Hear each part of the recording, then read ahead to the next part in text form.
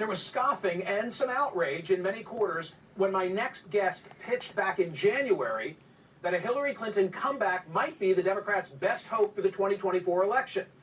Well, after Clinton came on stage in New York Thursday to the song Unstoppable and delivered a speech to the state's Democrats, the prediction is now looking rather prescient.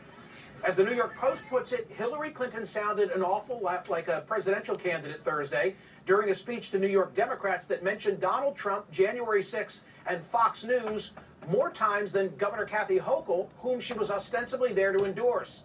Here's some of what Secretary Clinton had to say.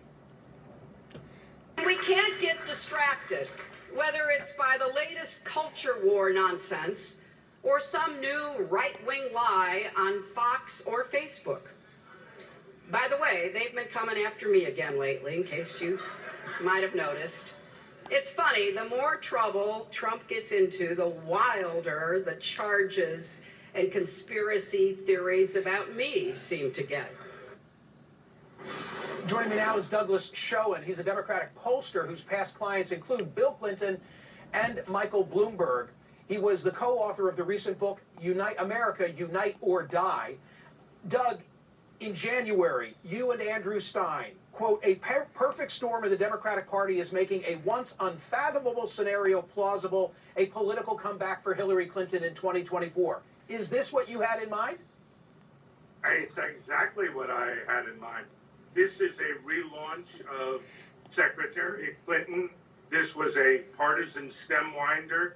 She did not deal with any of the allegations that stemmed from the interim report from the Durham report, and she attacked Donald Trump, she attacked the Republicans, and she attacked Fox News. Is there any other reason she'd be in that venue? I mean, I guess one would say she loves her country, she's unhappy with the climate, she wants to be heard, but instead you read more into this. Yeah, I don't think she would have shown up to endorse Governor Kathy Hochul if she did not have broader and more grand ambitions. Moreover, it was a speech, Michael, that was much broader than about New York politics. Indeed, it was a speech about the Republican Party and the corruption of Donald Trump that she described being responsible for the attack on her. So she is setting up the narrative for a reprise of the 2016 election. Well, to your point, let's watch some more. Sure. So now his accountants have fired him, and investigations draw closer to him, and right on cue, the noise machine gets turned up, doesn't it? Fox leads the charge with accusations against me, counting on their audience to fall for it again. And as an aside, they're getting awfully close to actual malice. But Doug, if she runs, it means that Joe Biden is not seeking re-election, right? She's not going to run against Joe Biden. And if Joe Biden doesn't seek re-election, let's be real, it's because of his age. Will the Democratic Party look to someone who herself would be 77 years old? Well, I think given the fact that the Biden administration is increasingly unpopular, Vice President Kamala Harris is even more unpopular than the sitting president. And I think we are looking at a potential blowout for the Democrats or against the Democrats in the midterm elections. I think the party will look for somebody new and different. And as I look at the Democrats' front bench and back bench, the only credible candidate they have, notwithstanding her age, is former Secretary of State and New York Senator Hillary Clinton.